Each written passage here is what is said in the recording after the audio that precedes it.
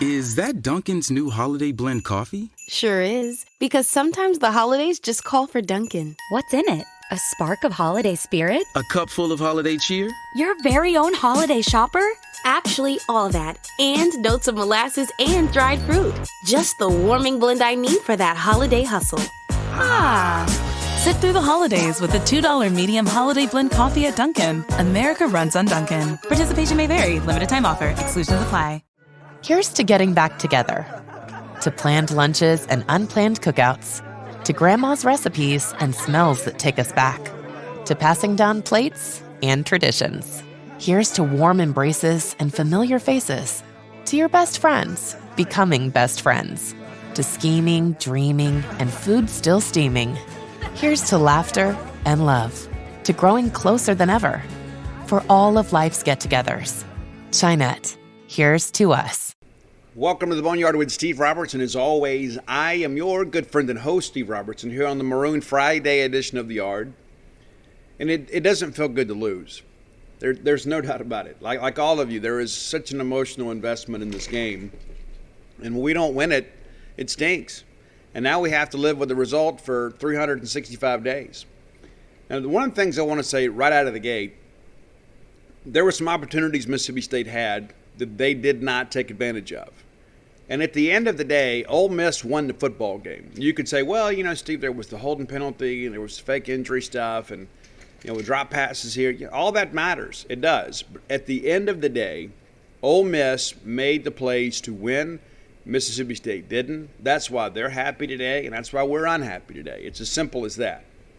There were opportunities there for Mississippi State to get some separation in the first half of that ball game. There were self-inflicted wounds there. It's not like that Ole Miss broke those passes up. Mississippi State simply dropped them. It was another touchdown pass that was a sure touchdown where Mekhi Polk is wide open, and we just kind of slightly overthrow him a little bit.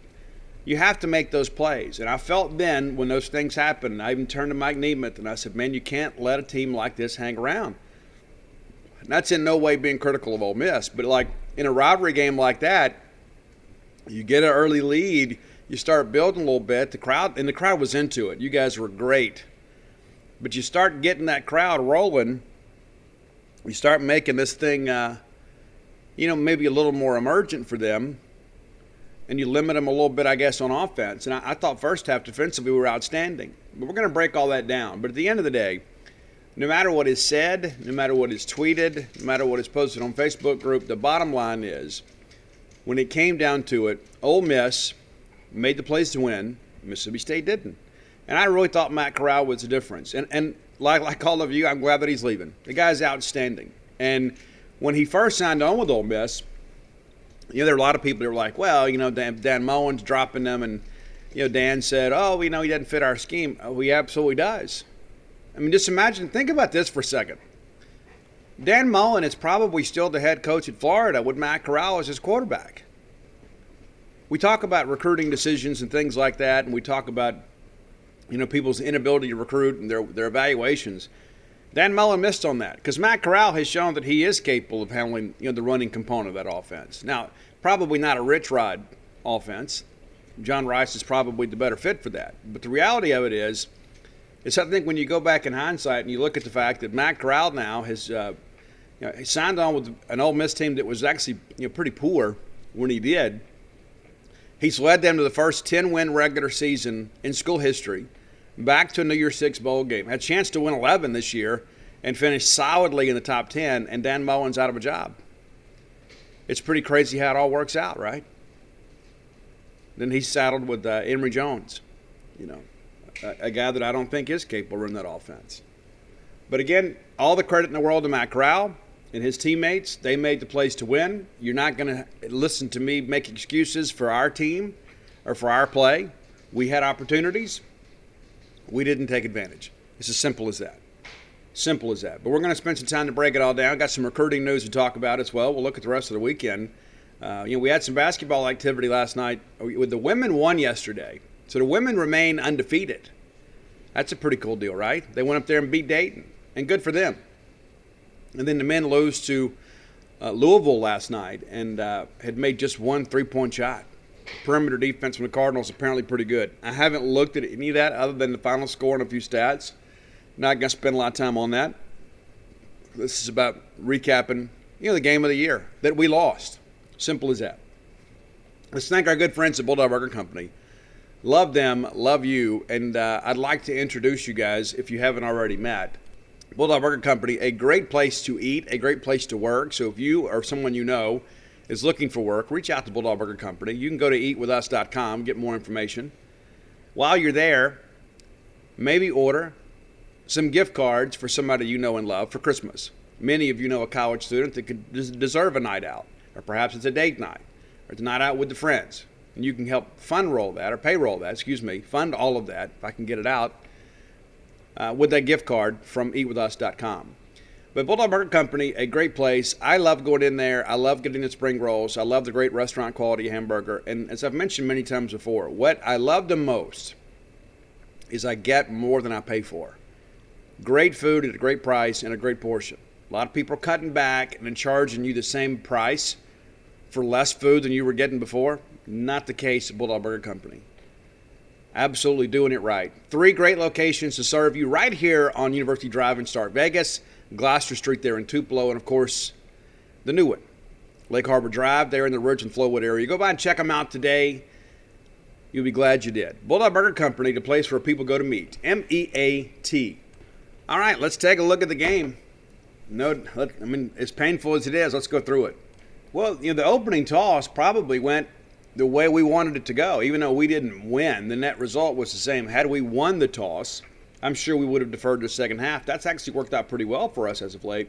Not to mention Ole Miss, an offensive team, and you felt like, as good as they've been in the first quarter, because they scheme you up so well, they get a couple big plays and they run tempo. Next thing you know, it's a 7-0 ball game. They have been really fast starters by and large this year, and so it made sense for Ole Miss winning the toss, taking it, and you think, if we can get a stop here, maybe we can get some early juice. And that's exactly what happened. And, it's interesting. Mississippi State made every play on this drive. This possession, they really, really, really played well. And defensively, I thought we were ready to go. Well, there were some lapses later, yes. But I thought early on, defense played really well. But Matt Corral incomplete to Braylon Sanders. I don't know if he was a true waggle play or whatever, but he kind of rolls right and throws out to Sanders. Sanders has it initially, and then Emerson breaks it up as they go to the ground. Thought that was a big play, too, because it was going to be a sure first down. They run Ely, and it's a 2-yard loss. Aaron Brule, Cam Young knifing through there. All of a sudden, it's 3rd and long. We talked about that on Wednesday's show. It's very, very important. Don't put them in situations where they can kind of be multiple. Make them a little more predictable. Well, they do, and they get Jonathan Mingo, who has been banged up most of the year. Jalen Green, Aaron Brule tackled just short of the sticks. Ole Miss decides to go. It was a terrible decision. It didn't come back to haunt them, but it was a terrible decision. 4th and 1 from their 34. They run Jerrion Ely, and Aaron Brule basically meets him at the handoff. They spotted that a 1-yard loss. It was worse than that. Thought it was a bad spot. Not that it mattered in the end. But all of a sudden, we talked about this on Wednesday. State needed a big defensive play early to give them some juice, to give the crowd some juice. We absolutely get that. Could not have asked for a better situation and a better opening series from the Bulldog defense. Offense has a chance to go make some things happen, and Will Rogers did say later in postgame that he felt like this was a big deal. This is a really big deal. When we didn't cash in here, it was huge, and he's absolutely right. So we're complete to Polk for 8, which gets it down to 25. Complete now to DJ for 4. Now it's a 1st and 10 at the Ole Miss 21. We run DJ again for 3, gets it inside the 20. Incomplete to Jaden Wiley there. And if I remember correctly, that's the one where Wiley never looked for the football. And I think the ball hit him. And it's a false start on Scott Lashley. And again, this is a 3rd and 7 play. And you could see Sam Williams. Sam's a guy that is, we've talked about him on the show too, is a relentless pass rusher. And it made sense. You put your best pass rusher, especially a guy that's able to play from both sides of the line, over perhaps Mississippi State's more limited pass rusher or pass blocker. And so they put him over there on Lashley's side, and you could just kind of see it developing. It's like the wider and wider that Williams got out there in that 7 technique. Lashley, you just kind of saw him tense up a little bit. It's a false start. Then we're complete to DJ for 7.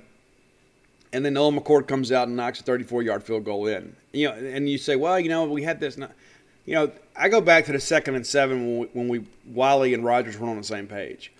I don't know who is at fault there, but the net result is it put Mississippi State at 3rd, 7. Then you get behind the chains when the false start. And so that mistake was compounded by another. So we kick a field goal, and you think, okay, we've got an early lead, but it's not what it should have been. Fair enough. I think we would all agree. State should have had an opportunity to put that ball in the end zone. We don't. And much of that, again, self-inflicted. It's not like Ole Miss made a play there. They did make some plays on defense later. So Ole Miss gets the return out to the 32, or near the 33. It's complete to Dontario Drummond. And one of the things that I noticed, too, and I'm sure you guys saw this as well, there was some really good play design by Ole Miss when they would bring the receiver across the backside of the formation and then swing it out to him. And more times than not, they blocked it up really well out on the perimeter. It mainly with that tight end. I noticed the tight end was kind of the inside slot guy there. They did a really good job of him kind of sealing the linebacker. And eventually they get to us with that. But complete to Dontario Drummond for 29 yards. They check it down to Ely for 6, brings up a 2nd and 4. Then it's complete to Drummond again. That's a guy, too, out of Laurel High School, too, that we essentially passed on. I mean, we talk about evaluations. That's a guy that may have gone to Ole Miss either way, but we were not really in the game with him. 1st and 10 at the State 21. Ely then runs for 2. It's complete to Plumlee for 3. What has happened to John Rice Plumlee? I mean, honestly, as great an athlete as that guy is, I'm surprised he's not more involved. 3rd and 5, Matt Corral runs for 6. And, again, this is a chance for us to get off the field, and we don't. And this is, again, Matt Corral making the difference. We knew that he would run a little bit more. It's the Egg Bowl, or the battle for the Golden Egg, and you got plenty of time to heal before the next one. So you knew that he would. And this is where they got us more times than not. When things did break down and he saw opportunities to tuck it and go, he did. He's very aggressive. So after the play, too, or on the tackle, it's a face mask penalty, which tacks on 5, makes it, 1st and goal with the 5. However, Bulldog defense really stood tall here. And that's the thing, when we go back early in the ballgame. Again, I saw some people really complaining about Arnett. Defensively early on, we played well. We did, and here's another good example. 1st and 5, Corral runs it, and Nathan Pickering, pretty nice tackle there. And I thought State was bringing some heat, too. I thought Corral took some punishment, but he kept getting up. He did, to his credit. Matt Corral runs for 2 down to the State 3. Then there is a false start on Jeremy James, backs it up 5. I thought that was very significant because it kind of eliminates a lot of the quarterback run stuff. But Matt Corral gets flushed and runs, and Charlton gets him for no gain, brings up a 4th and 8. Kel Nation, Ole Miss's second-team kicker, bangs it through for 25 yards to tie the ball game. They kick off. Mac Brown kicks off for them, and it's short of the goal line. Tulu takes it at the 2 and then brings it out 33 yards to 35. For a second there, it looked like that he might be able to take it back, and I think the kicker actually delivered the blow there on the sidelines, and actually a pretty good tackle. I was a couple people in the press box thought they might even charge targeting, and I began to kind of think to myself, I don't know if I've ever seen a kicker charged with targeting. What would that mean? If you're already down to your second-team kicker, and then all of a sudden he's out of the game for targeting? I mean, that'd be interesting. But it's a 3-3 ball game, halfway through the first quarter. Rogers goes back to work. We're complete to Polk for 11 out to the 46. You rush it with Marks for 5. We're already across midfield. J.J. Jernigan then runs for 4 on a 2nd 5, brings up a 3rd and 1. And then Woody runs for 3 to get the first down. And it just kind of felt like, you know what, we're fixing to put this ball in the end zone. It really felt like we were able to do pretty much what we wanted to do at this point. 1st and 10 to Wiley for 5, brought up a 2nd and 5. We're incomplete to Woody, broken up by Ole Miss defender Cedric Johnson. We go back to old tried and true Mekhi Polk, who gets 6 and the first down. 1st and 10 at the Ole Miss 31. We check it down to Woody for 4. Come back to Austin Williams for 10, inside the 10. And at this point, you thought it's just a matter of time before we get it in here. And lo and behold, 1st and 7, we get the look we want. We get Polk basically, on an out there in the end zone. And there was so much separation on the play, I didn't know if the defender slipped or whatever. Polk is wide open. and Rodgers just overthrows him a little bit. I mean, it's just off his hands there. We're talking a matter of inches. The next thing you know, we get up a sack. It's brutal. It's like that one mistake, the next thing you know, you're behind the chains. You have to check it down, kick another field goal. Nolan McCord is good at 6'3". It felt like it should have been 10-3. It did. And I'm sure on the Ole Miss side of things, they were thinking, well, hey, we had that situation first and goal and didn't get anything too. Yeah, I get it. I understand. But you didn't have a wide receiver wide open in the end zone that had beaten the defense. So, again, a missed opportunity for State to get some separation and get ahead 10-3 here. All right, so we close out the quarter with Ole Miss having the football. They get the ball after a touchback, and then there is a little swing pass for 3. Forbes with a very physical tackle on the sidelines. They run Ely for 6, brings up a 3rd and 1.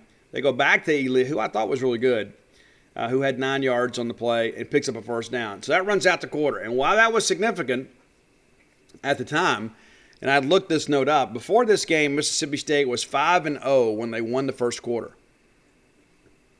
I felt like, and I almost wrote an article about this, I felt like in order for State to win this game, you had to win the first quarter. You had to survive that opening barrage. Because, again, if you've watched Ole Miss play at all this year, you know exactly how good they are running tempo. When they get you on the ropes, they just keep swinging. And so I kind of felt like, hey, we might get down 10-0 in the first quarter. That might be what happens. Maybe that's what has to happen before we adjust. But instead, we're up 6-3. And so there's reason for some optimism, even though we haven't been especially sharp on offense. You see, no matter what, hey, we're ahead 6-3. Well, not for much longer. I guess we did get off the field in this drive, didn't we? Yeah, we did. So it started the second quarter. Corral is incomplete to Braylon Sanders on 1st and 10. They took some shots down the field and never really hit one. Now that's stark contrast to what we had last year, because last year I thought Matt Corral just victimized our safeties. I mean, it's like they just dial it up and throw it down there, and Braylon Sanders and those guys made plays. It wasn't there tonight. And there were some times, too, when it was maybe a chance, and Corral was just off a little bit. Maybe that's because he and his receivers hadn't practiced much together in recent weeks. But the reality of it is they didn't get us on the deep shots. Then there's a false start on Eli Acker. I believe Eli's a pride of Heritage Academy, right? So then Matt Corral runs for 6, brings up a 3rd and 9.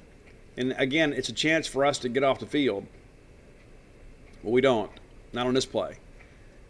The rush nearly gets there. Corral takes off, gets 12 yards on the 1st down, brings up a 1st and 10. Then it's incomplete to Drummond, and then they swing it out to Drummond for 2, and Colin Duncan, DeMonte Russell, a nice play there. And then 3rd and 8, they go to Mingo, and this is a drop. I think he's probably going to turn and get the 1st down pretty easily, but he drops the football. And, again, that's a product of not playing. Then they punt it for 42 yards. It's a State touchback. And so, again, we get off the field here, some of it with their help. That drop was huge. The false start was huge. But then Matt Corral converts on the 12-yard run. That was big for them, too. But, again, you get off the field. So we're over a quarter into the ball game, and really Ole Miss's only real true threat was the field goal drive, and much of that was set up by that really nice pass out to Ontario Drummond, basically in the flats. I mean, it was a really well-designed play. When you go back and watch it, you'll see too that the inside blocker actually got 2 Bulldogs on the play. He makes a good block, and then somebody else gets caught up in the traffic. All right, so State gets the ball again. We're up 6-3, and you're thinking here, at least my thinking was, okay, we go down and put a ball in the end zone here, and it makes it 13-3. You're up 2 scores.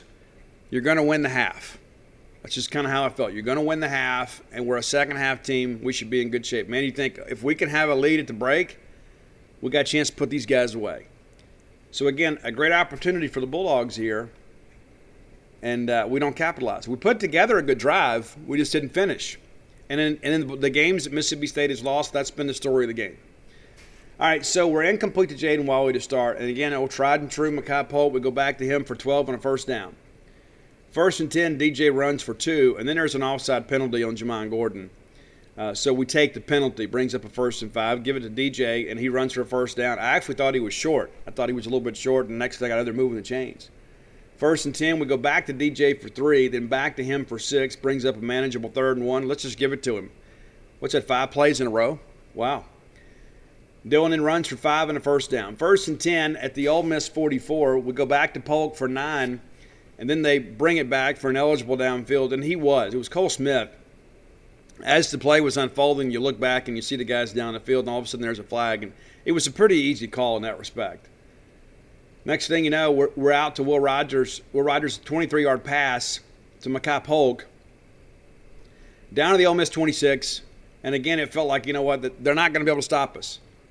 They're not going to be able to stop us. We can stop ourselves, but they're not going to be able to stop us. When we want to make plays down the field, we can. Dylan Johnson then runs for 4, and then 2nd and 6, we swing it out here. I thought this was a bad decision by Will here.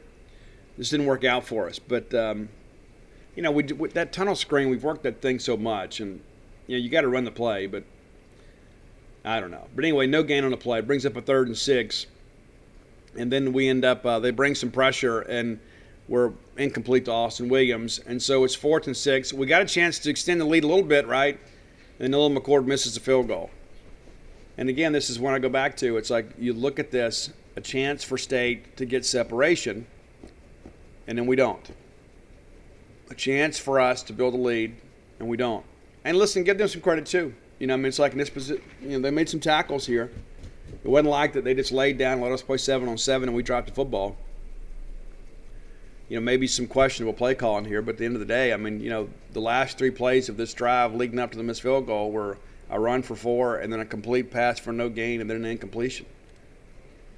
So we miss the field goal.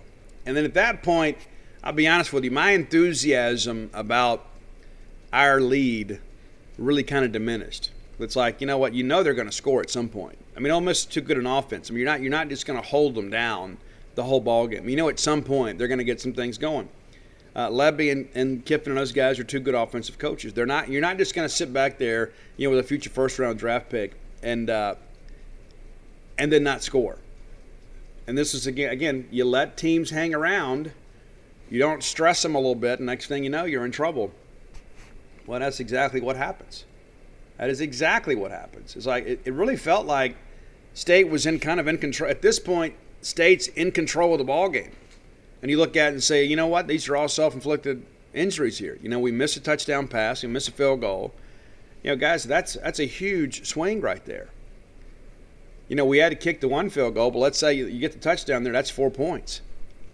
Now, then you make this field goal, there's another 7. You begin to look at all this, and it's like it's absolutely insanity to think about where we were. That okay, it's a 6-3 ball game, and we left points on the field through our own ineptitude. This is really, in many respects, where I think the game. People say, "Well, there's a lot of ball game left." All these plays count, and to suggest that 2 missed opportunities early in the first half and second quarter weren't impactful to the game is very short-sighted. But the reality of it is we had an opportunity, we didn't take advantage. And that's really the theme of the night, right? So Matt Corral incomplete to Jonathan Mingo. Charlton gets good pressure there. I thought Charlton played pretty well. Didn't exactly fill out the box score, but I thought he impacted the game. I thought he was probably State's best pass rusher. Henry Parrish then runs for a 3-yard gain off the right side, if I remember correctly. And in 3rd and 7, they're complete to Mingo for 9, moves the chains. Incomplete to Mingo, and this is one where we really brought some heat here, and this set up a chain of events here that I thought in many respects is a big turning point in this ball game. So they call intentional grounding. I thought it was a fairly obvious call. Some other people didn't like the call. He was clearly just trying to throw the ball away to avoid a sack. There was no actual intent to complete the pass. But they call intentional grounding, brings up a 2nd and 22. Now, State brings Tyrus Wheat off the right side. Tyrus Wheat is going to come through, and he's held on the play. There's no denying that he was held, and it was pretty obvious. Corral takes advantage. It's complete to Braylon Sanders, so they erase that 2nd and 22 on one play. If the hold is called, it's at least 2nd and 33. That could have changed the complete complexity of this drive. But instead, it's 1st and 10. So it was a blown call. It was. At the end of the day, too, though, we can defend that. I mean, I don't mean we can defend the hold, but we can get out there in the pass pattern. If the guy's not open, the guy's not open. The guy took full advantage. Matt Corral didn't know the guy was being held. They convert. And that was a huge play in the ball game. Huge. Not just the hold, but the fact that there's a completion. And he might have completed it without the hold. But the reality of it is, when you've got him backed up in 2nd and 22, you got to get off the field. We don't. Ely didn't runs for 3. They're complete to Dontario Drummond, who had a really big game for them. 16 yards to the State 33. Complete to Mingo for 3. Brings up a 2nd and 7. Snoop Connor, and I told you guys, Snoop Connor scares me. He does. This is a guy that runs really hard. He's basically a one-cut runner. Runs really well between the tackles, and he had a good ball game for us. And at this point, this is his first touches. So he runs for a 1-yard loss. They go back to him on 3rd and 8, and he runs for a 16-yard gain. And again, a chance for us to get off the field. 3rd and 8, not a traditional running down, especially in this offense with Matt Corral. 3rd and 8, but it's a 16-yard gain for Snoop. It is. 1st and 10 at the State 15. Corral runs for 4. Then they go, basically at this point, they're like, you know what? We're going to make them stop us. We're going to make them stop Snoop Connor. The guy's getting downhill. They're going to run this 3-3-5 offense. Defense, then we're gonna go right to that front, and they did. They went right at us. Connerton goes for 5, back for 2. That was on 3rd and 1, so that sets up a 1st and goal with the 4. State fought hard down here, but we couldn't stop him. 1st and 4, it's a run of 2, brings up a 2nd and 2. He gets 1, 3rd and 1, he's in the end zone, and that's what happens when you have a very powerful short yardage back like Snoop Connor. When you get down close like that, you just keep pounding away. It might take you 2 or 3 plays, but it's tried and true. When you've got a guy like that runs hard and always falls forward, he's going to get positive yardage, certainly in the red zone. And Snoop Connor's been outstanding for Ole Miss. I think in many respects kind of an unheralded hero on this team. People talk about Ely, they talk about Braylon Sanders and of course Matt Corral, but I don't know that Snoop Connor gets enough credit on this team. He's the guy, honestly. He scares me more than everybody outside of Matt Corral. Just because of the fact, this is what we're talking about. You just rarely see him hit for a loss. And when it is, it's usually the fault of somebody else. Thought he was a real difference maker for them. Kel Nation of Madison Central knocks it through. Then Mac Brown kicks off. Woody Marks brings it out. We get 12 yards on the return to the 21. But it's a 10-6 Ole Miss ball game. And you're thinking, okay, 2 minutes and 15 seconds to go here. We got a chance to get anything right here, and that's what I was thinking. If you get a field goal, anything, with you getting the ball coming out of the half, you got a chance again to get some separations. Let's put a drive together, and if we score, if we get in the end zone, all of a sudden it's a 13-10 game. You're coming out, you score that first possession, second half, you've doubled up on your possessions and doubled up the score. Next thing you know, it's a 20-10 game. Changes the complexity of everything. Not what happened, though. We did put a good drive together, though. We're incomplete to Malik Keith, incomplete to Jaden Wally. Brought up a 3rd and 10. At this point, I'm a little bit nervous. I'm thinking, we're fixing to give these guys the ball back with about 2 minutes to go. They could cash in another thing, and all of a sudden they're up 2 scores before the break. And in many respects, you'd feel like the game was over. We lay it up there, and Tulu Griffin, and man, it's so good to see that guy back out there. We haven't played the last few weeks, and did go through practice last week in a non-contact jersey. I'm told he could have gone against Tennessee State, but why risk it, right? So he was out there last night, outstanding. Another incredible back shoulder throw from Will, and Tulu makes the big catch there.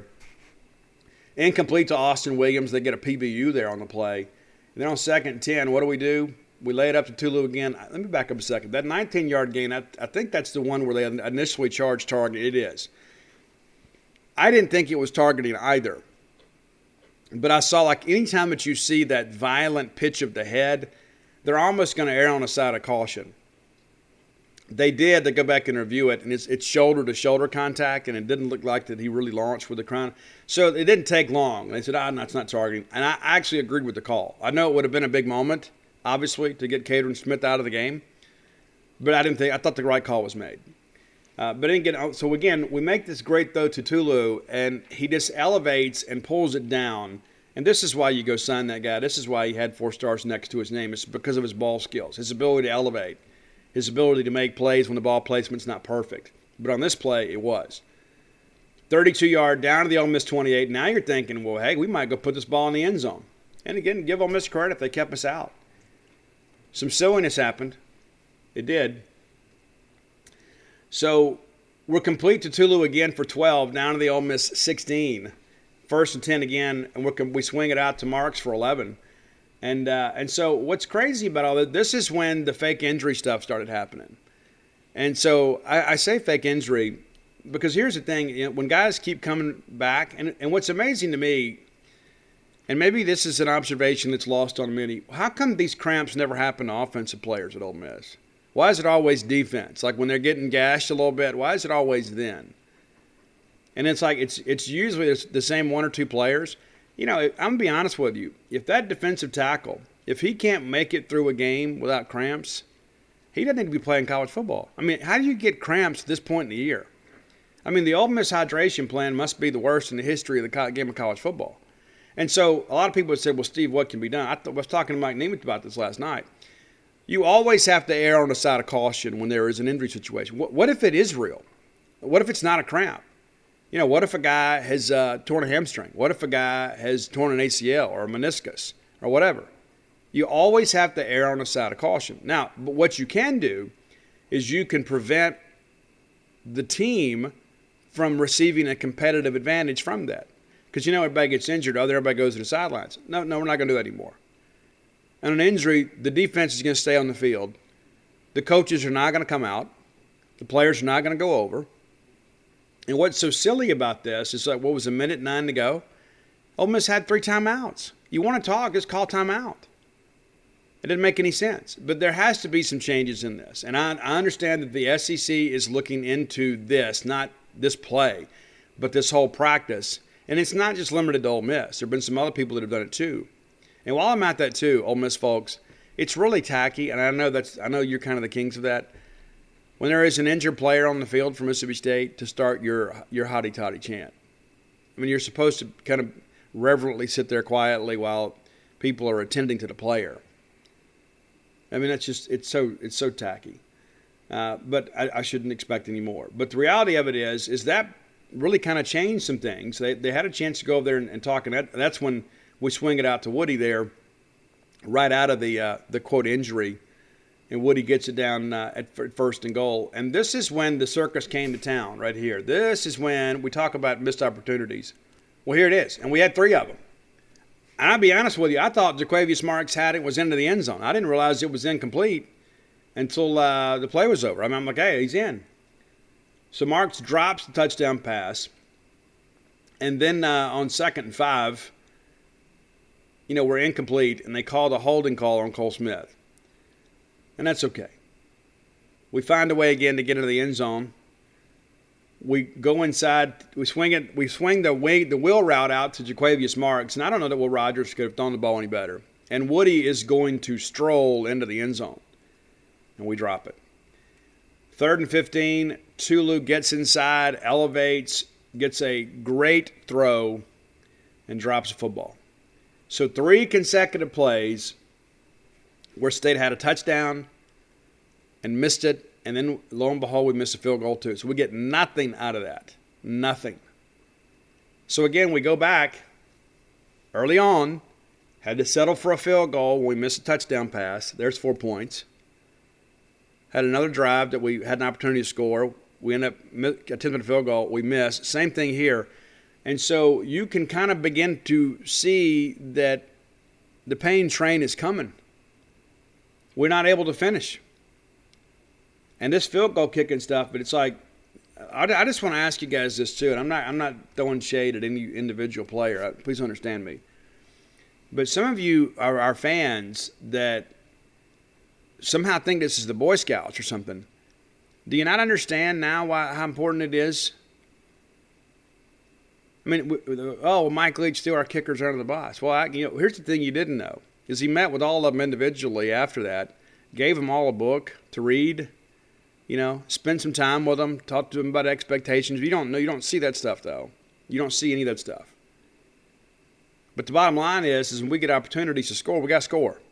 Not expecting to be 100%, nobody is. People are going to make mistakes. As Will Rogers said, we're human. But this is one of those things, again, you kind of get the feeling this isn't our night. Because if we score a touchdown here and you're up 13-10 at the break, you start feeling pretty good about life. Because Mississippi State has been primarily a second-half team. Well, we didn't. And again, this isn't Ole Miss making a play. This is Mississippi State failing to make a play. I think we can all agree with that. And, of course, Ole Miss gets the ball back. They just kneel it down and get into the half. Is that Dunkin's new holiday blend coffee? Sure is. Because sometimes the holidays just call for Dunkin'. What's in it? A spark of holiday spirit? A cup full of holiday cheer? Your very own holiday shopper? Actually, all that. And notes of molasses and dried fruit. Just the warming blend I need for that holiday hustle. Sit through the holidays with the $2 medium holiday blend coffee at Dunkin'. America runs on Dunkin'. Participation may vary. Limited time offer. Exclusions apply. Hello, this is Discover, and we take customer service very seriously. We know that if you have a question or concern about your credit card, that's a serious matter, and you need to talk to a real person about it. So we offer around-the-clock access to seriously talented representatives in the USA. Again, it's a serious endeavor. The only funny thing about it is Bob. If you call us and Bob answers, you're in for a treat. Get 100% US-based customer service and talk to a real person day or night. Discover. Exceptionally common sense.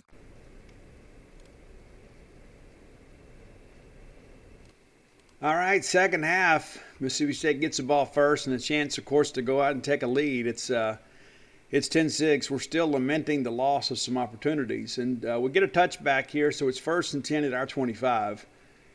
We'll complete the poke for 10, which brings it out to the 35. Incomplete to Malik Heath. Jernigan then runs for 5, brings up a manageable 3rd and 5. We swing it out to DJ, and he gets hemmed up pretty good there, and it's a 5-yard loss on the play. It's one of those things, too, where you give Ole Miss some credit here. They covered it up pretty well.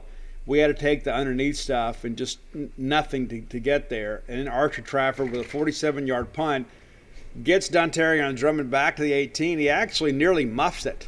He calls for the fair catch, bobbles it just a little bit, secures it. Could have been a big play, but it wasn't.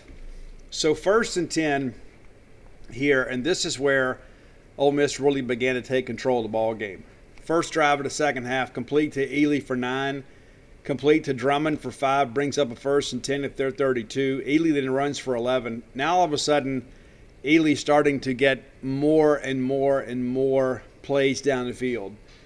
Complete to Dontario Drummond for 34. Jalen Green runs him out of bounds just outside of the Bulldog red zone. And they go back to Connor here, runs for 7, brings up a manageable 2nd and 3. Aaron Odom makes a tackle downfield, but not before Matt Corral has run for 15 yards.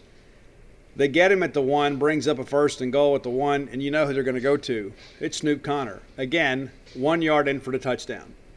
Extra point is good. It's now 17-6, and at this point, everybody's hopes are starting to fade, including my own. You start thinking, you know what, State's got to find a way to make this thing happen. And I thought this was a very significant drive right here because we had a chance, again, to start pulling even, but instead it's a pretty short drive. Saved the face mask penalty there. It would have been a 3 and out. Marks goes for 1 yard, and they flag Jamon Gordon for a face mask. Now, I haven't seen the replay, but some of our fans even said on Twitter that he actually didn't get the face mask, that he got the jersey, and he may have. So the State gets the benefit of a call there, which is pretty rare in our history. So it gives up a 1st and 10 at our 38. We're complete to Marks. Again, no yards there. And that was kind of that old school check down from last year. It's like we just didn't have any improvisation at all there, or improvisation. Reese makes a good open field tackle. Then we're incomplete to Polk. Looked like there was a play to be made there. The throw just wasn't on time there. And then Will Rogers sacked for a 6-yard loss. Sam Williams, again, beginning to exert himself. Get a 46-yard punt down to the Ole Miss 22. And again, Ole Miss has a chance to put us away here, but the Bulldog defense stands up pretty tall here. It's complete to Drummond for 1. Then there's a false start. Backs him up behind the chain, 2nd and 14. Corral gets loose for a 42-yard gain, but it was a pretty obvious holding call. Brings it back, makes it 2nd and 23. Again, they're behind the chains here. They give it to Ely for 12, brings up a 4th and 7. They punt, and we call for the fair catch at our 30. And that holding call, too, drew a very sarcastic reaction from the fans. It's kind of like, they've been doing it all night. And they had been, but they finally get flagged for it here, backs it up. And again, State an opportunity to climb back into this ball game. First and 10 from our 30. Dillon runs for 9. Will Rogers then complete to Tulu for 7. Already out in their midfield. Brings up it says second 1. It should be a second and 3. Then we're complete to Dylan Johnson, who gets loose and just carries some people with him. Very determined run after the catch for him for 18 yards down to the Ole Miss 36 there. Rogers gets flushed, runs for 2 yards. We find Jaden Wally for 26.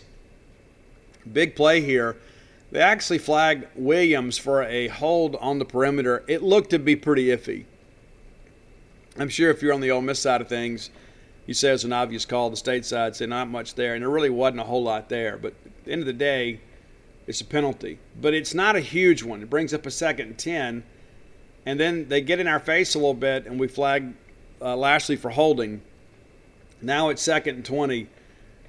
Will Rogers then runs for an 8-yard gain, brings up a third and 12. We end up, again, Ole Miss does a good job covering over the top. We have to check it down underneath to Jaden Wally for 5 at the 33. We decided to go for it on 4th and 7, which was absolutely the right call, especially after McCord's missed 2 in a row. Not to mention, I think the length of this field goal attempt would have probably been a little bit more than he could muster at this point. And then Sam Williams, again, gets back there and ends the drive for us. It's a sack all the way back at the Ole Miss 39. Still 17-6 ball game, and time is beginning to run out on us. They go to Connor. At this point, you're probably going to run some clock, right? I mean, you're up 2 possessions late in the third quarter. They run it 10 yards for Connor for first down. Now already out to midfield, incomplete to Braylon Sanders, brings up a second and 10. Find to Ontario Drummond again, and he was absolutely the receiver of choice and consistently got open for us. And that was a knock on him out of junior college. Well, his foot speed's not that great. He looked good last night. 3rd and 6, a chance to get off the field. What do? They find Drummond again. First down, 1st and 10 at our 36. Matt Corral gets flushed and then runs for 5. That runs out the quarter. They don't run another play. Brings up a 2nd and 5, Henry Parrish, who didn't do much, and he is a pretty good complimentary back to them, but he didn't do much last night. Didn't need him to. 2 yards, brings up a 3rd and 3. They find it to Ontario Drummond, and State does a really good job here of balling him up, forcing a 4th and 4 to our 30. With your backup kicker out there and a chance to put the game away, you go for it. They do, 4th and 4. They find Jerry and Ely for 11. Brings up a first down. And at this point, I thought it was just a matter of who was going to score, not if they were going to score. They find Ontario Drummond for 6, brings up a 2nd and 4, then complete to Ely. 3rd and 2, again, a chance to force a field goal and get off the field here. We don't get it done. Jerry and Ely runs for 3, brings up a 1st and goal at the 8. What do? You go back to Snoop, right? Run for a 1-yard gain, and then Corral decides to run off the right side there. Jet Johnson with a pretty physical tackle. Devontae Russell with an assist. 3rd and 4, Matt Corral then tucks it and goes inside for the touchdown. And at this point, the game was over. It was just really a matter of what the final score was going to be. They kick off here, and Tulu takes it at the 8, returns to 17 yards out to the 25. 11 minutes and 11 seconds to go. State is down 18. 3 possessions at this point. I think we all understood how this thing was going to turn out at this point. Will Rogers complete to Malik Heath for 5. They flag Mark Robinson for targeting, and the call is upheld. Makes it 1st and 10 at the State 45. Woody then runs for 5 out to midfield, brings up a 2nd and 5. Incomplete to Makai Polk. This time there was a holding call. They pass on that. Probably the right call. 4th and 5. We go for it again out near midfield, and it's broken up by Chance Campbell. Good job of him getting his hand up in the passing lane there. I thought he played really well last night too. So now Ole Miss takes over at midfield, and we actually get a stop here. Jerry and Ely runs for a 1-yard gain and is complete to Ontario for 11, brings up 1st and 10 at the State 38. And you're beginning to think the route may be on. Complete to Mingo for a 2-yard loss. Emmanuel Forbes read it all the way, peeled off his guy, beat a block, got inside, and basically flipped Mingo head over heels. Connor then runs for 5, brings up a 3rd and 7. Corral got a little bit greedy here and basically throws it right to Jet Johnson, who returns it 48 yards to the Ole Miss 22. State, again, a chance to try to climb back into this thing. They do. Still a mountain to climb, but at least the first step was taken. Back-to-back offside penalties on KD Hill, and put him on your prayer list. He has an issue with chronic cramps. So we moved the chains without even having to snap the football. back-to-back offsides. Will Rogers incomplete to Dylan Johnson for 1 to the Ole Miss 11. And we find Jaden Wiley in the back of the end zone for a touchdown. McCord knocks it through. Now it's 24-13. Ole Miss puts together a drive and really removed all doubt right here. Any chance State had of a comeback was removed on this drive right here. Ely runs for 8, then runs for no gain, 3rd and 2, a chance to get off the field. And, of course, what do you do on short yardage? You give it to Connor. He runs for the first down, 1st and 10. We get him for no gain. We call timeout to kind of slow things down a bit, save some clock. Then it's incomplete to Braylon Sanders. Not exactly sure why you're passing there. Matt Corral then takes a shot down the field. They call Colin Duncan for PI. I thought it was a pretty obvious call, and some of our fans disagreed. There was definitely contact. I don't know, though. You could argue the pass might have been uncatchable, but there is no denying that there was contact. That sets up a 1st and 10 to MSU 15. What do? They find Jerry and Ely for the touchdown.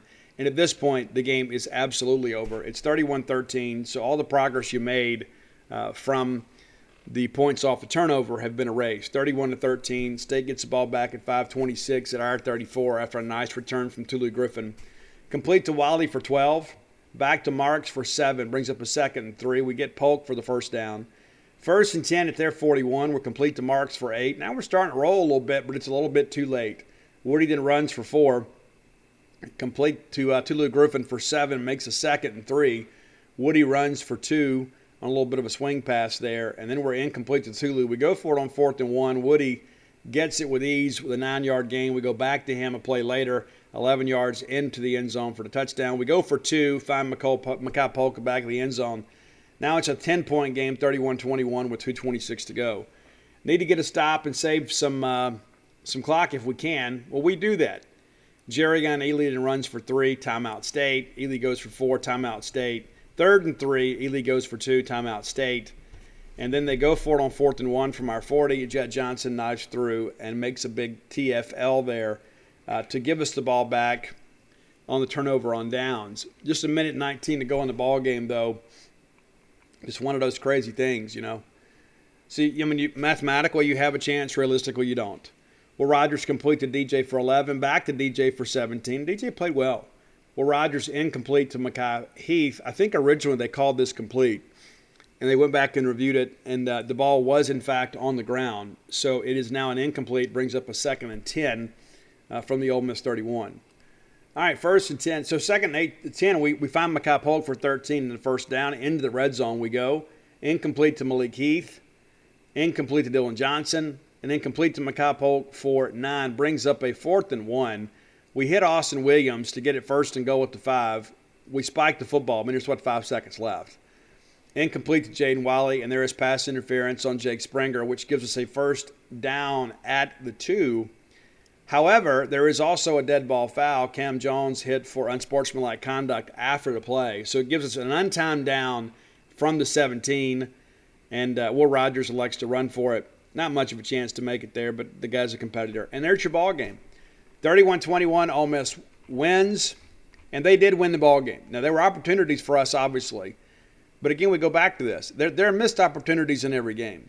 This time, we didn't take advantage of our opportunities, and now we're sitting here today with the loss. Looking at some individual numbers in this ball game, Matt Corral, not exactly a huge passing day, but a very efficient passing day, 25 of 33 for 229 yards, a touchdown, and an interception. And just to 1 sack, and that was on an intentional grounding. I don't think we ever really got a clean hit at him in the backfield, and that's also a tribute to his own athleticism. Will Rogers, 38 of 58, 336 yards, and a touchdown, sacked 3 times. And Sam Williams, I know, had 2 of those.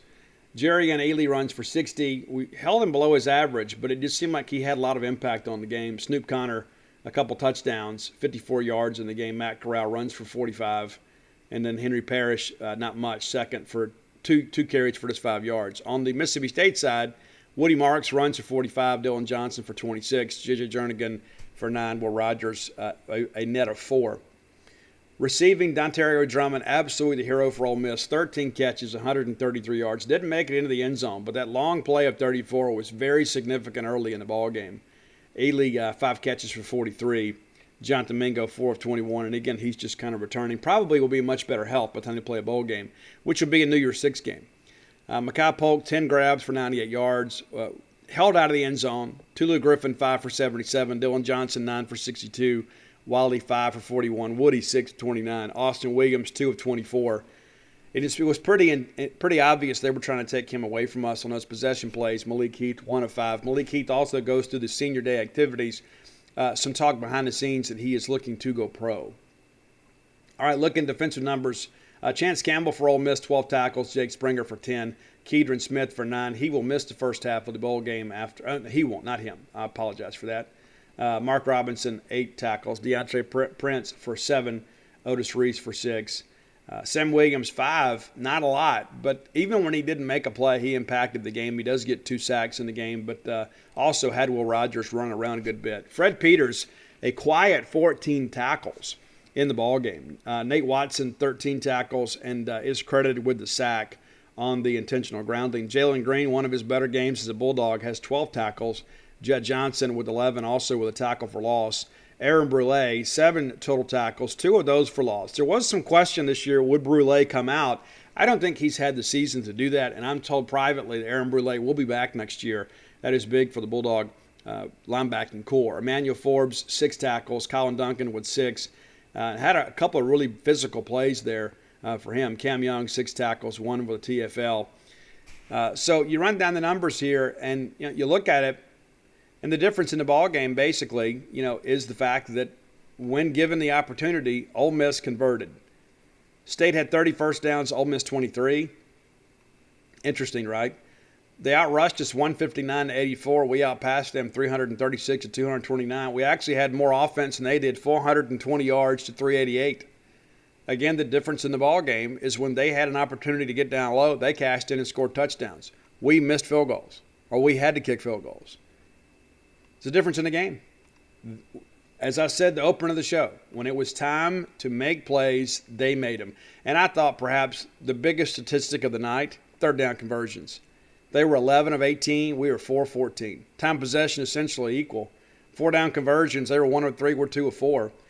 Red zone, 5 for 5 for them. 4 of 6 for us. So again, a lot of this is on us and our own lack of execution. But when they were given the same opportunities, they executed, and they won the ball game. Simple as that. We're not going to sit here and blame officials. We're not going to sit here and say we beat ourselves. In some respects, we did. But the bottom line is they made the plays to win the football game. That's why they still have the egg. It stinks, but that's the reality of the situation. Now that we've said all that, let's take this in some context. Ole Miss is a veteran team. Veteran receiving core, veteran quarterback. And, anybody that is still kind of like taking shots at Matt Corral, it's just kind of being a disingenuous homer. The guy is really, really good. And he has really matured here in the last couple of years. You don't see him getting all emotional, trying to do too much very often. I mean, they've done a great job developing him as a quarterback. And he is going to be paid handsomely for it here in the NFL draft sooner rather than later. And you know what? Congratulations to him. Because there have been a lot of guys that go through that and never really recover. They go get in the portal or whatever and say, you know what, I'm going to go somewhere else. His coaching staff know what they're doing. Matt Corral signed on with a pretty bad Ole Miss team, and he helped make them a really good team. There's no doubt about it. None whatsoever. But at the end of the day, we're a really young team, especially on offense. The nucleus of our offense is mostly sophomores. Mekhi Polk, a first-year player for us, did not play a ton at Cal, didn't have a ton of production. So our better days are ahead of us. And so you look at it and you say, you know what, they probably should beat us. But then I would counter, you know what, we were favored. We were favored in the ball game. Had a chance, didn't take advantage. And I've said that probably a dozen times in this ball game and in this show about this ball game. His bottom line is we didn't take advantage when the opportunities were there to make them, and you give them credit. They absolutely did. Now, some people would say, well, Steve, this, Leach is not going to do this. And, the bottom line is we get emotional because there is such an emotional investment in this ball game, and we don't win. You got to find somebody to blame. What I blame is the fact that, our players did not execute when they were given opportunities to do those plays. And people say, well, Steve, we didn't have a good plan. Well, I thought we actually had a really good plan. But when you don't catch the football, it doesn't matter what the plan is. Fair? And a lot of people were jumping on the defense. I mean, you just listen, the defense kept us in the ball game. We expected this to be a game that would probably be 30-20 or something like that. As a matter of fact, I picked it 31-20 State. We thought there were going to be, 50-some-odd points scored in the ball game. And the offense did not hold up their end of the deal for the better part of 3 quarters. So this is not one side or the other. There is enough blame to go around. Special teams, and that's got to get fixed. I don't know what Mike Leach has got to do to fix it. I don't care if you got to go out and scholarship a kicker, you find somebody out of the portal, whatever you got to do, you got to fix it. Brandon Ruiz went through senior day last night. He won't be back, and he was in sweats last night, did not participate. His injury situation probably a lot worse than people led us to believe, but Mike Leach didn't like to talk about injuries. But the reality of it is the Golden Egg remains in Oxford for another year. And it stinks. We got to live with that all year. We got to live with those, smarmy Ole Miss trolls on Twitter. But the bottom line is they won. They deserve to be able to run their mouth, because if the shoe was on the other foot, we would be running our mouth too. That's just the sake of being in a rivalry. It's just kind of how things work. But, you tip your cap to Matt Corral. I wish him the best. And, I think there'll be a different team, without him next year.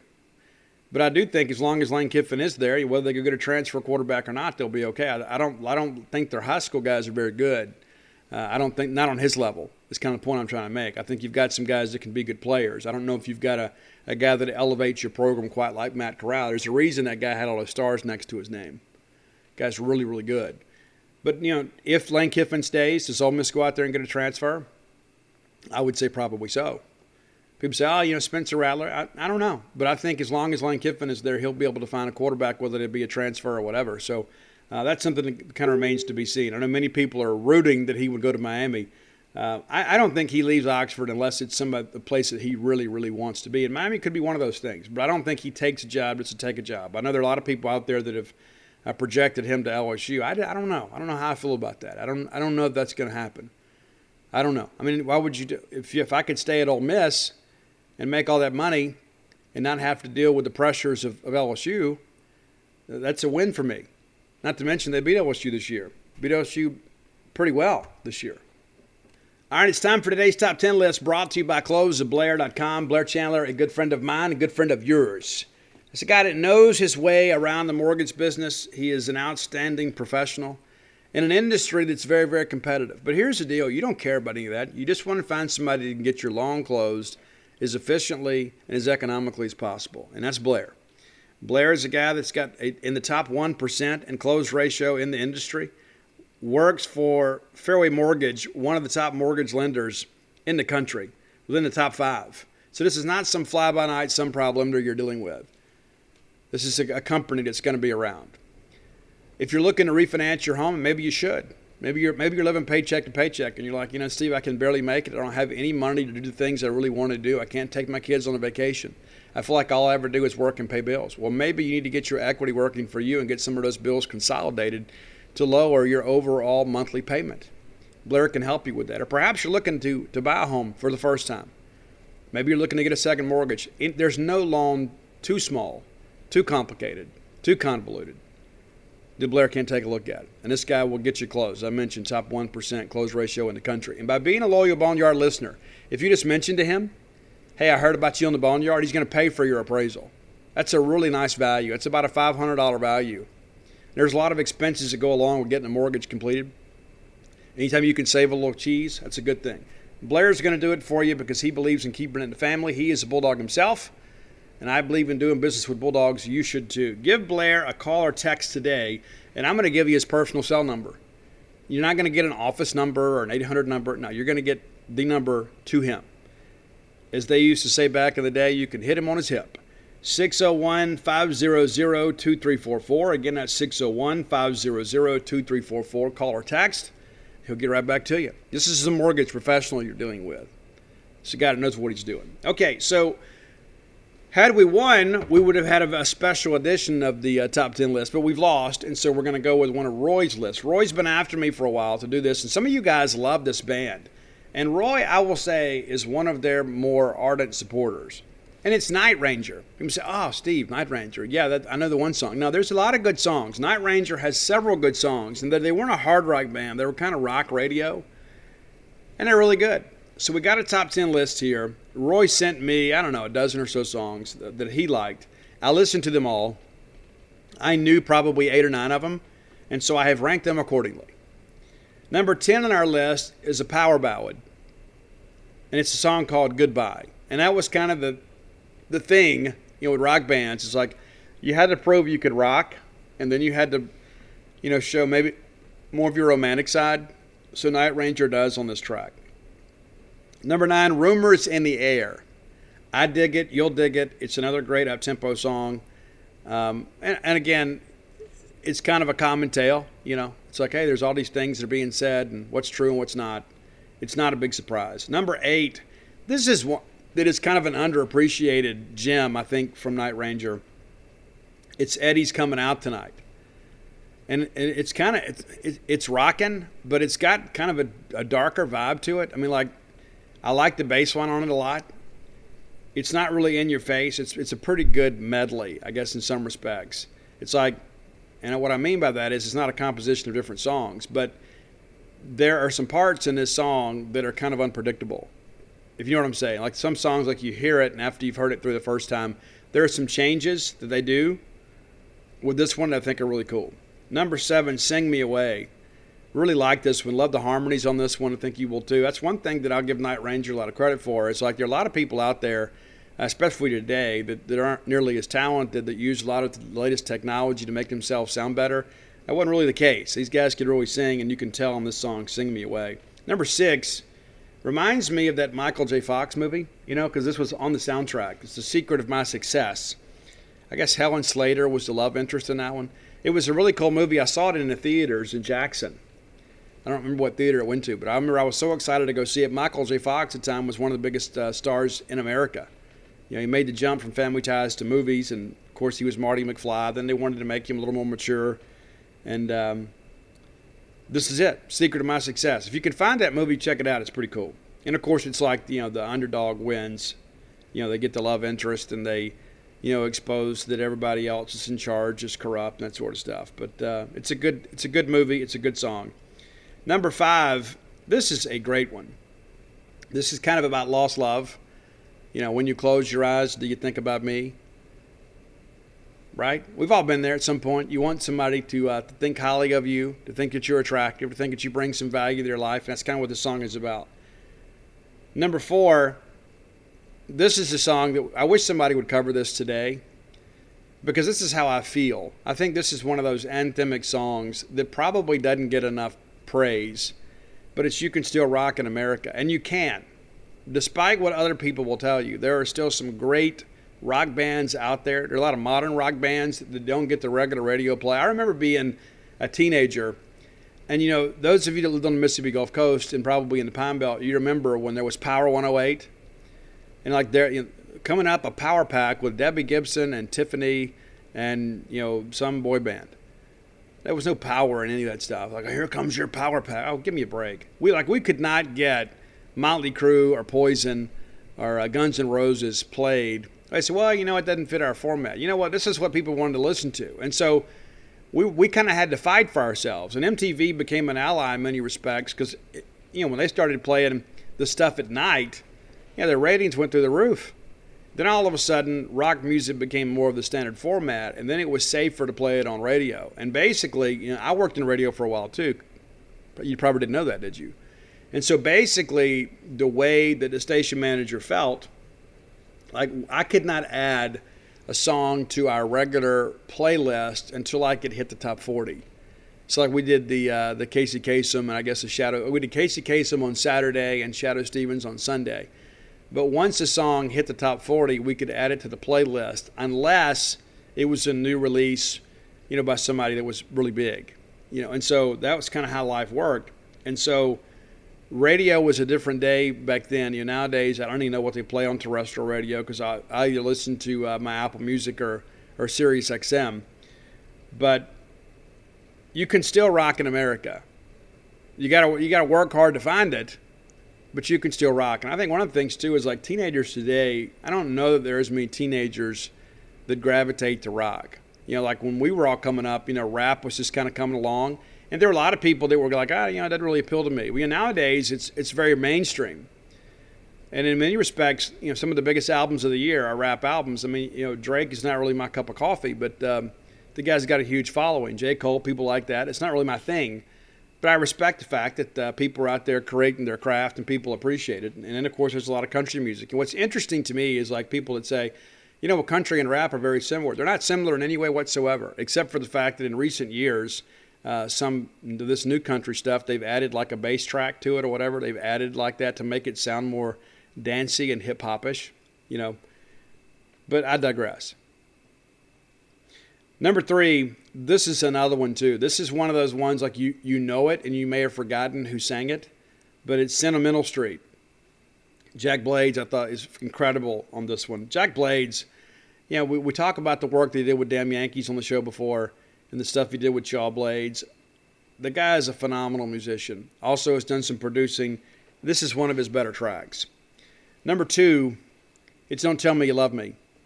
Don't Tell Me You Care. We've all been there too. In some respect, this is a shared experience. And I think that's why we gravitate to tracks like this, is because it says a lot of things maybe perhaps that we couldn't say. But number 2 on the list, Don't Tell Me You Love Me. But number 1, it's obvious, right? I mean, it's a classic, iconic song. And I still don't know what Motorin is, but it's Sister Christian. And I remember when this song hit, there was a girl in my neighborhood when I was just a kid. I had this huge crush on her. Oh my gosh, she was incredible. Her name was Perry Thompson, and I had this huge crush on her. And so we took, she's a couple years older than me, and when you're a 6th grader, you don't get to date 8th graders. Not that I had anything to offer her, but I was one of the more popular girls in school, and all those movies in the 80s made you feel like that all of a sudden the nice guy would get it didn't work out. Didn't work out for me. But this was her favorite song, and I remember we took a trip to Washington, D.C. with our gifted and talented class, and I think she played this song because back in those days we all had Walkmans or whatever, and she sat a couple seats up from me, and I think she played this song basically on repeat to Washington, D.C. and back. And so that's kind of my memory, and then people on the trip started calling her Sister Perry because she listened to the song so much. So there you go. There's your number 1, Sister Christian. And it's another one of those songs too where there are a lot of changes. It's almost like you took 2 or 3 songs and blended it together, and it's absolute mastery. There you go, the Night Ranger Top 10. Roy's been after me for a while to do this one, so we've done it now. Top 10 Night Ranger songs. Hope you enjoy that while you're out doing your Black Friday shopping today. If you have an idea for the top 10 list, reach out, let me know. I'm on all forms of social media at Scout Steve R. You can reach out and let me know. And if you need a list, let me tell you, and I get a bunch of those requests, you can go to Spotify, search on Spotify for Dogmatic 67. That's Roy's Spotify, and you can find those old lists. We'll send them to you too. I know a lot of people don't subscribe to Spotify. Maybe you're an Apple Music guy, so you can thank Izzy, because attached to the Dogmatic 67 tweets of the top 10, Izzy will go back and link the Apple Music links. If you want the playlist on Apple because you're not a Spotify person, you can find it too.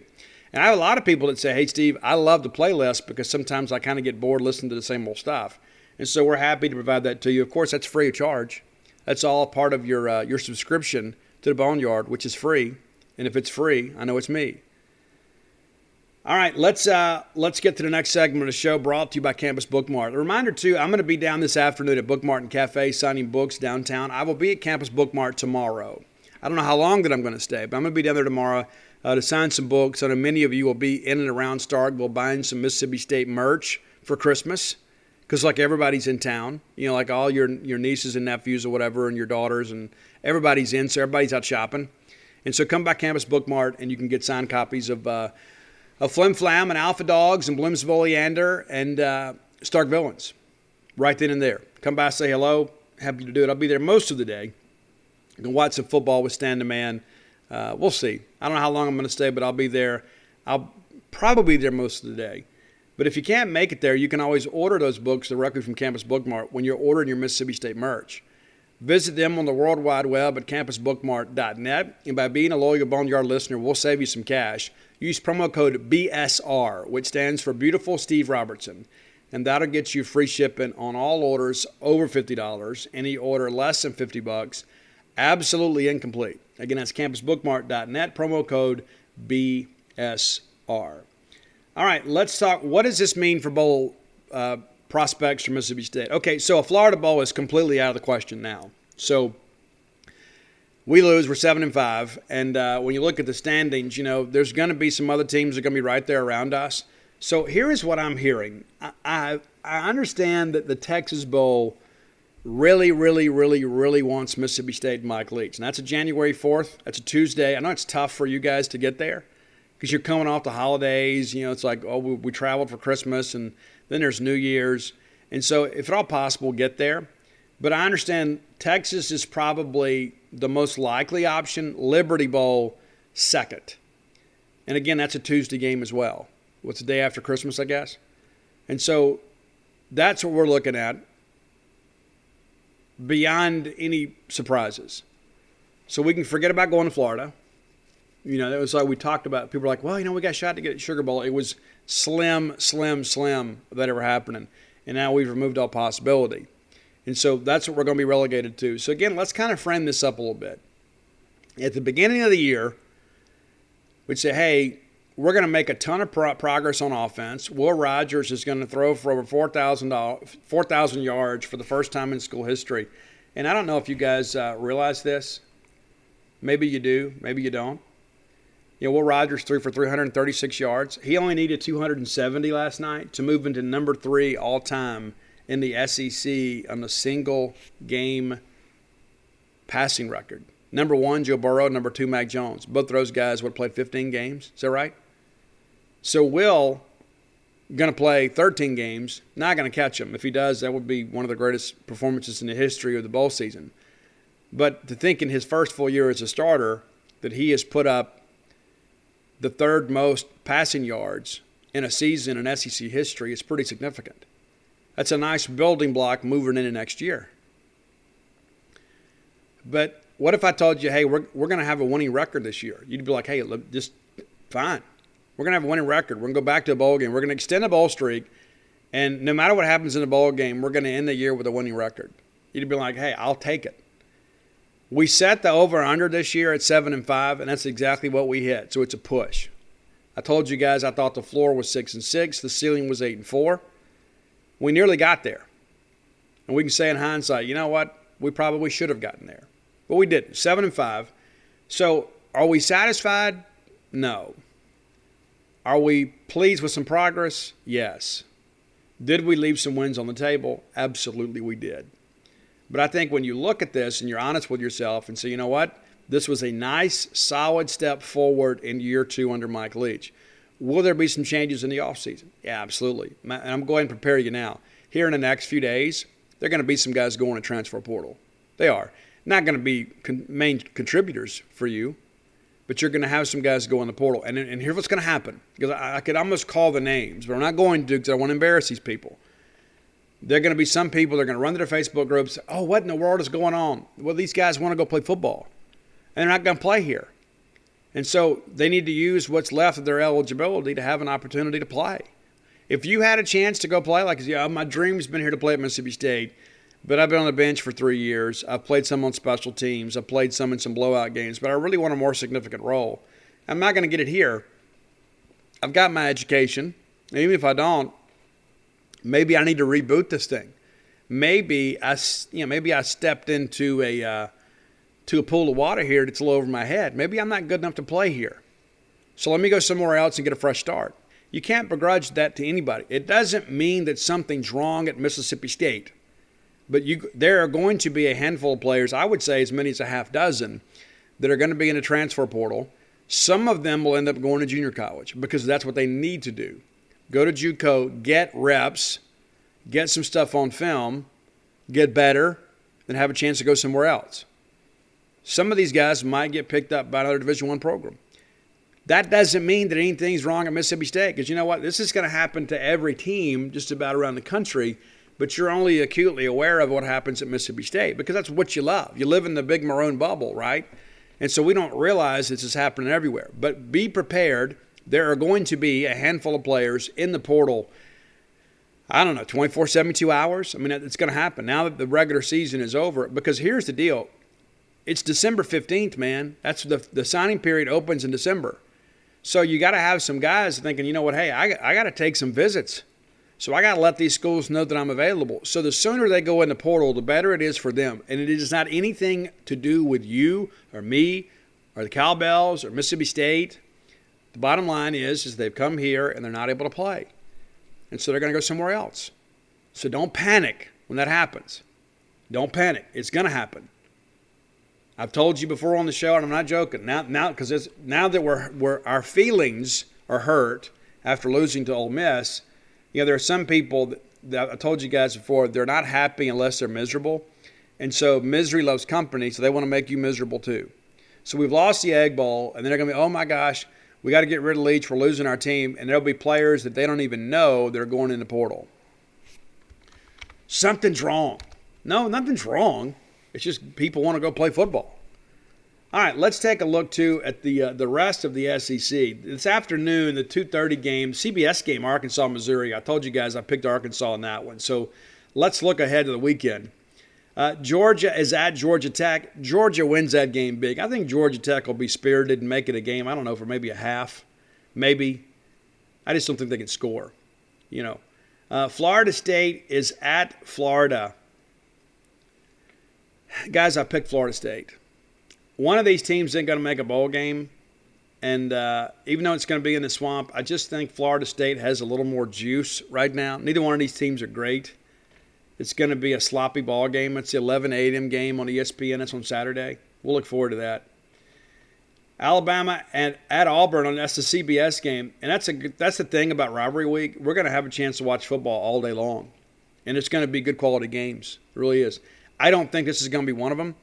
And if Bo Nix had been healthy, I think Auburn could have had a puncher's chance of staying in the game. I don't know that they could have won it. And again, I've mentioned to you guys too, like we talked about the Gus Malzahn roller coaster. Like this is the year that Gus Malzahn typically did really well. The year where Georgia and Alabama both rotate onto the home schedule. Well, Alabama's coming in this year. Well, next year Auburn has to go to Georgia and Tuscaloosa on the road. So those have been like the 8-4 years, and then these years have been like the 10-win years. And so Harsin kind of comes in when you have the advantageous schedule and you don't take advantage. So then you look at next year, I think the guy's going to be okay. But the reality of this situation is Alabama, I think, beats Auburn pretty handily.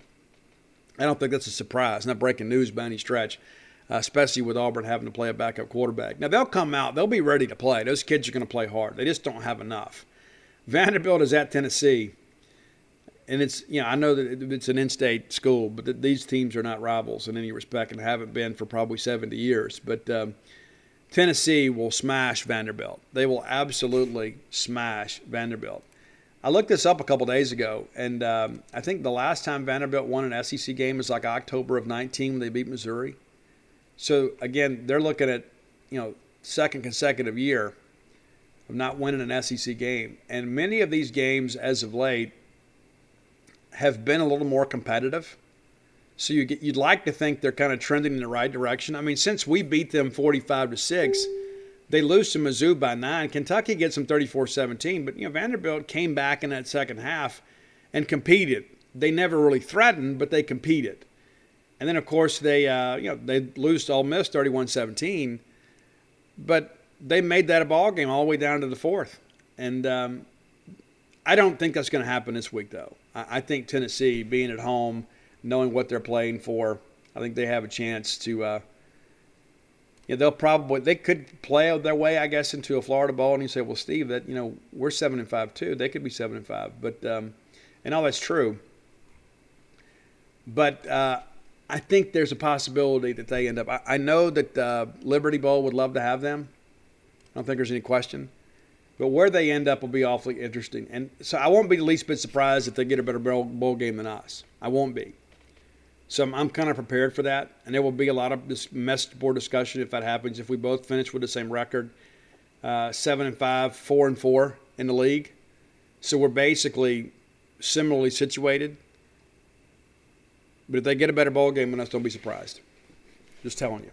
Just telling you what I know or what I think. All right, let's look a little deeper down the schedule here. A&M is at LSU. I think LSU will make this a game, but I think A&M is going to win the game. I think that A&M is probably a little bit tired of all the other nonsense. Of course, they're not going to win anything major this year, okay? But they are a really good team. What I think about this A&M team, too, is, in some respects, outside of the quarterback position, they were poised to have a really good year. And they've had a good year. They beat Alabama. But they've lost some games they shouldn't. They shouldn't have lost to Arkansas. They probably shouldn't have lost to us and shouldn't have lost to Ole Miss, but they did. And that's the thing you begin to look at. Is Jimbo going to take on the Gus Malzahn label?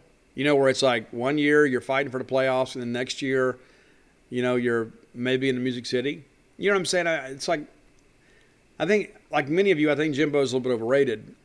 And I think if they go into Baton Rouge and they just kind of go through the motions, that LSU will beat them. But I think in the end, A&M will just have a little bit too much in the tank. But nothing about this game would surprise me. It's the swan song of Ed Orgeron. You just never know what to expect. Clemson at South Carolina. I would love to see South Carolina win this game.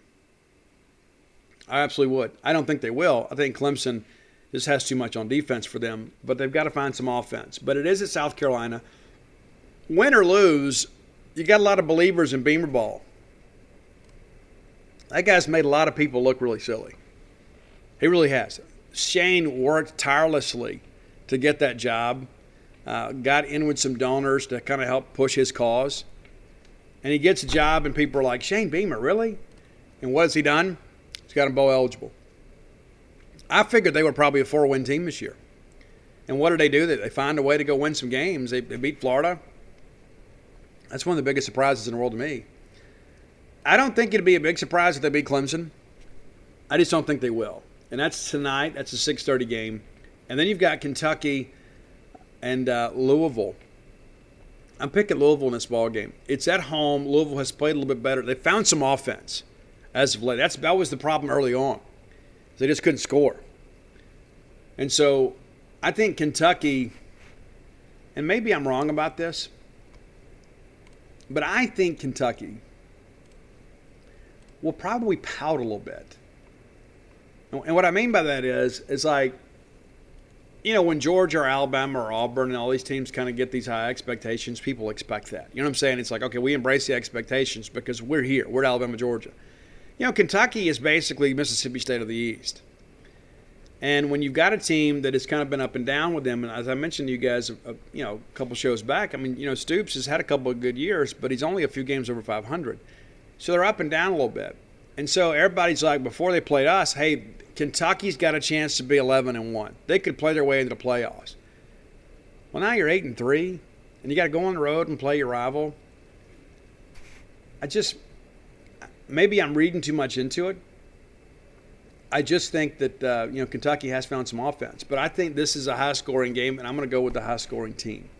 I'm going to go with the home team in this deal. I'm going to go with Louisville, and I just think there's got to be something we're not expecting this week, and that happens every week. And I'm trying to catch Paul and David and those guys in the standings over there.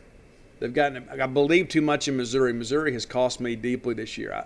I could run the numbers on that. I think Missouri has probably been the most unpredictable team for me because I just believed in them so much. But, when I look at this Louisville team, they play Clemson to within 6 points.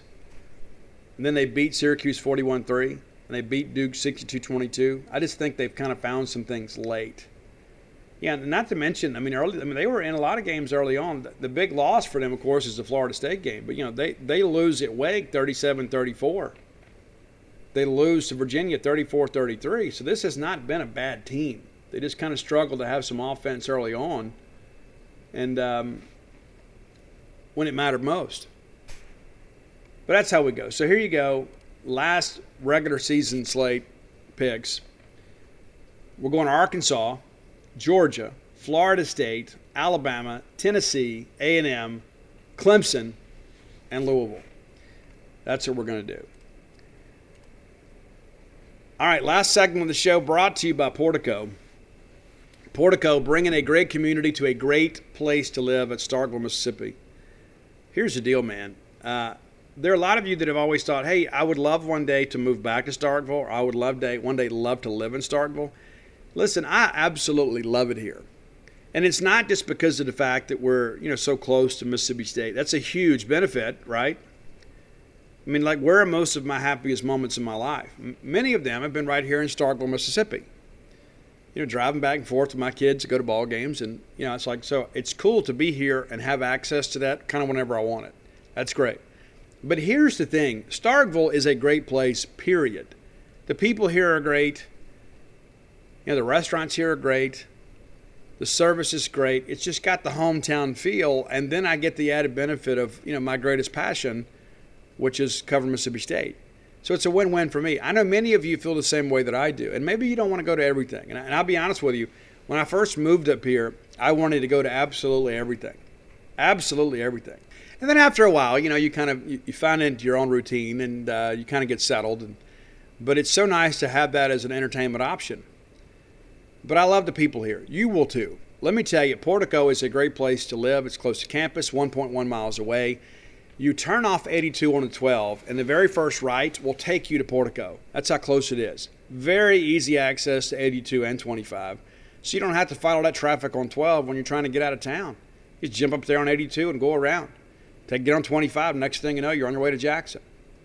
It's very, very conveniently located. There's the neighborhood market from Walmart right there close by. So if you forget to pick up a loaf of bread or a container of milk or a stick of butter on your way home, you can run in there and get it and get it right on home. And I have to fight those crowds at the big Walmart.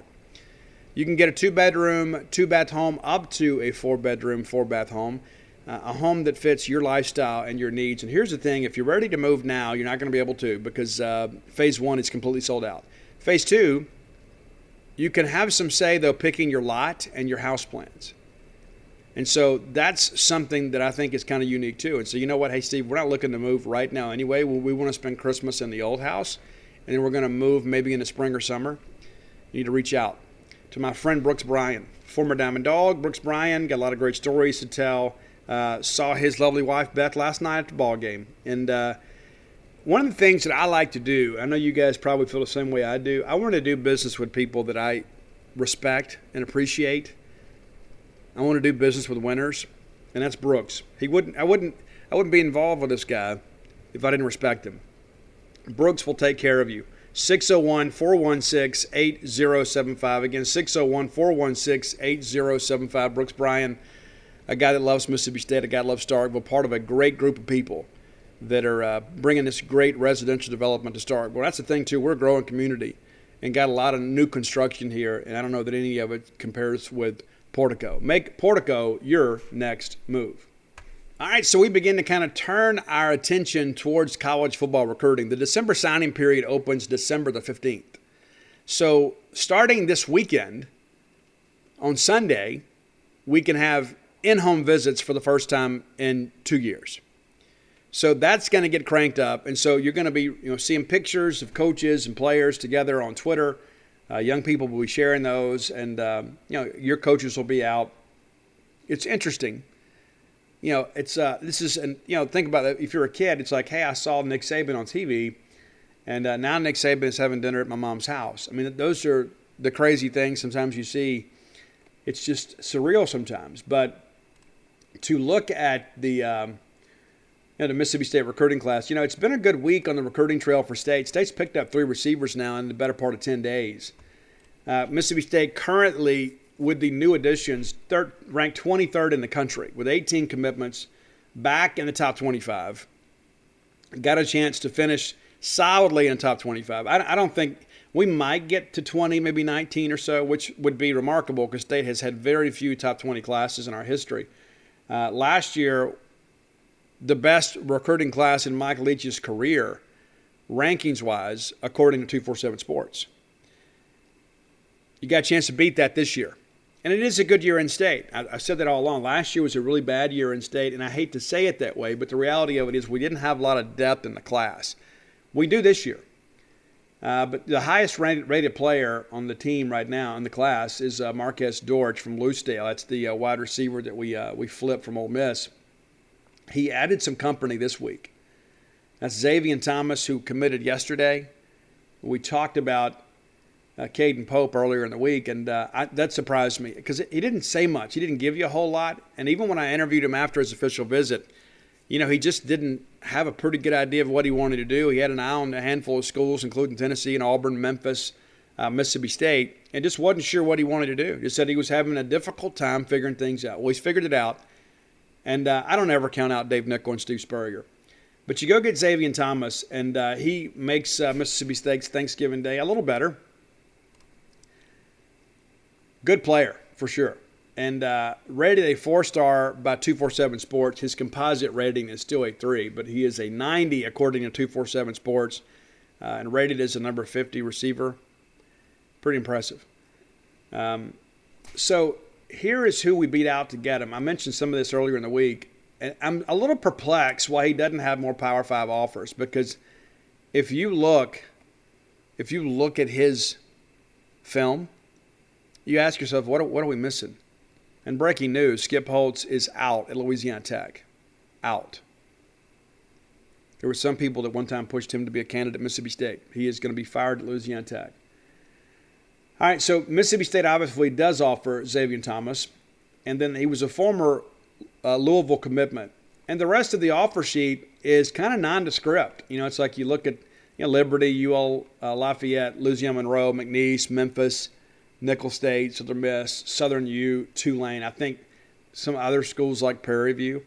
He's got, a dozen or more offers, but there's something about this that makes me wonder, are we really that much smarter than everybody else?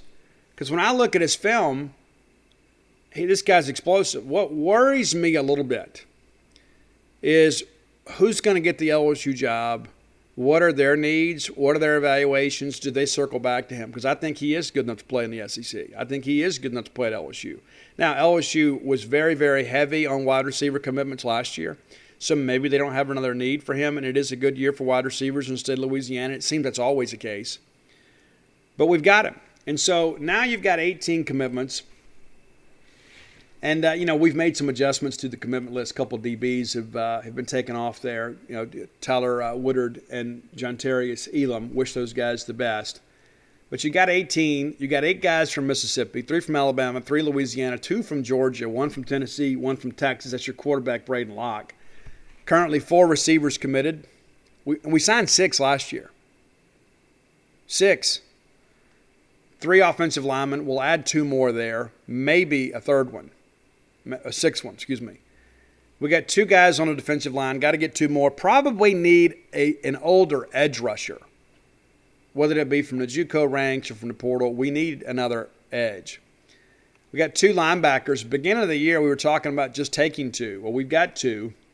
Javale Gilmore and Khalid Moore, and I love both of these guys. I think these guys are difference makers for us, and I think both of them will make us a better defense. Now, you got some other things out there. You still got Stone Blanton.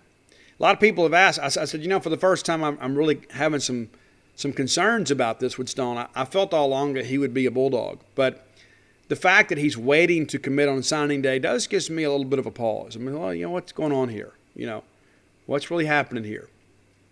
Somebody's going to be disappointed on signing day. And I think Mississippi State will obviously have to kind of push the issue and find out to make sure it's not going to be them. Then you look at a guy like Avery Sledge. Now, I believe we would take both, Sledge and Blanton. I don't think that's an either-or situation because with Rodney Gross leaving and hitting the portal, well, you've got another linebacker spot you got to fill. So when we offered Sledge, people say, well, things must not be going well with Stone. That's just not the case. The situations are not related. And so I know they played similar positions, and so it's easy to say, oh, well, let's make this assumption. It's really more about replacing Rodney Gross. We have 4 defensive backs committed on this team, and there's going to be an older safety. There is going to be an older corner. And I am still not convinced that Jordan Thomas is going to sign with Mississippi State. He's been committed to us since April. I just have some concerns. I think he probably ends up at Auburn if they get serious about him. But I could see him going to Tennessee too. I don't get the warm and fuzzies about him. And then so what does that mean for Colin Griffin? I think it's one of those things you got to look at. That's pretty much a package deal. So what does that mean to your DB board if Jordan Thomas flips? And so I think that we're going to see an adventure in many respects on the DB board for the second straight year. Now, last year it was a little different. It's like we dropped some guys and then we had to kind of scurry there at the end to try to make some things work. And I think we took a couple reaches, some developmental guys. Not sure that's going to work out or not. We'll see. I won't be the least bit surprised if you see ultimately a couple of those guys that we signed last year at DB hit the portal. Won't be the least bit surprised.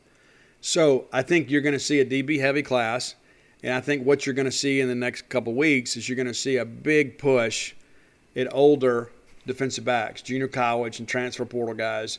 So that is something you need to be mindful of as you kind of go through your day and think about recruiting, is that there are some names right now you're not quite as familiar with that you're going to be between now and December the 15th. A lot is going to happen. We got official visit weekend coming up December 3rd and then one on December 10th. And so because of the fact of the early signing period, there's not going to be a lot of lag time in coverage in Mississippi State respects because, we're just going to pick up from here because starting Sunday, those in-home visits will begin. And next thing you know, in just over 2 weeks, we're going to be signing football players. So there is a lot between now and then maybe we'll get a little bit of a break for Christmas and we'll enjoy the bowl season. We'll get right back to it in January. And so there's really no off season anymore in college football, and you guys know that. There's never a lack of information when it comes to college football. There's always something to read about. There's always something going on, and nobody does it better than us over at genespage.com, the Mississippi State affiliate for 247 Sports. And so come by and take advantage of our new Black Friday special. Pretty interesting, too. So it's 75% off an annual subscription. That's our Black Friday. That's our Black Friday special today. So it's as simple as this: is that you got a lot of things working for you, and this deal is we're going to extend this to November 29th. It's going to run out at midnight on the 29th, so you can take advantage basically all weekend. 75% off the annual subscription. Check it out. Be sure to look at it and come be a member. And that could be a great gift for somebody you know and love too. Sign them up for Gene's page, and they get access to all of our VIP content. And the main thing too is just being able to get your questions answered by our experts. If you have questions about recruiting or about injuries, we'll do our very best to handle it. We broke a lot of news this week over on the message board. So come be a part of our community. We encourage you to do that. As always, if you're looking for books, you go to dogpilebook.com. I hope to have a complete update on Dogpile next week. Was hoping to get one this week, but everybody's closed for the holidays, which is, I guess that's one of those things when you work in those kind of businesses. Maybe you work and appreciate the fact that you can get some time off with the family. That's not the case with all of us. We're always working. But I hope to have an update next week. So, again, I thought we'd have books by now, and then the fact that they keep having these delays, it is a big concern for me. It's very frustrating. And like everybody messages me, and they say, Steve, I know you're frustrated. You have no idea. And I'm not with you because you have questions. I'm happy to answer them. I'm just frustrated because I worked so hard to ensure that we could get this out before the end of the year, and you guys could have it under your Christmas tree. And then there are other people out there that I guess don't share that same drive. And so I'm doing the best that I can, and, we're fighting. And we're arguing, and we're the customer, and we're trying to take care of you. So we're doing the best we can. I'll have you an update as soon as I can get one. And but they're going to be here eventually. And so if you want one, be sure to go to dogpilebook.com, and you'll have that. And I think it's a book you'll keep forever. Like with Flim Flam, I know some of you passed it around. But I think Dogpile and Stark Villains and Alpha Dogs, those books are timeless about the Mississippi State experience. I think you'll want to keep this one. Probably want to buy one for yourself and all the Bulldogs in your life. If you're looking for Blooms of Oleander, you can find that one through your local bookstore or at Amazon.com, BarnesandNoble.com, Books A Million, all those places like that. So listen, this too shall pass. As bad as it stinks today, it'll pass. And we'll get a chance to play those guys again next year. I think we're going to be a better football team than them next year. And they were kind of built to win this year, and they have. And you give them credit, and you kind of move on. And let's go win our bowl game and get into spring football and get excited about next year. There's a lot to feel good about. And, of course, before you know it, baseball season will be here. Valentine's Day weekend. How cool is that going to be? But until next time, let's all live our lives in a way we'll make more friends than enemies, and people can see a difference in the way we live. Is that Dunkin's new holiday blend coffee? Sure is. Because sometimes the holidays just call for Dunkin'. What's in it? A spark of holiday spirit? A cup full of holiday cheer? Your very own holiday shopper? Actually, all that, and notes of molasses and dried fruit. Just the warming blend I need for that holiday hustle. Sit through the holidays with the $2 medium holiday blend coffee at Dunkin'. America runs on Dunkin'. Participation may vary. Limited time offer. Exclusions apply. Hello, this is Discover, and we take customer service very seriously. We know that if you have a question or concern about your credit card, that's a serious matter, and you need to talk to a real person about it. So we offer around-the-clock access to seriously talented representatives in the USA.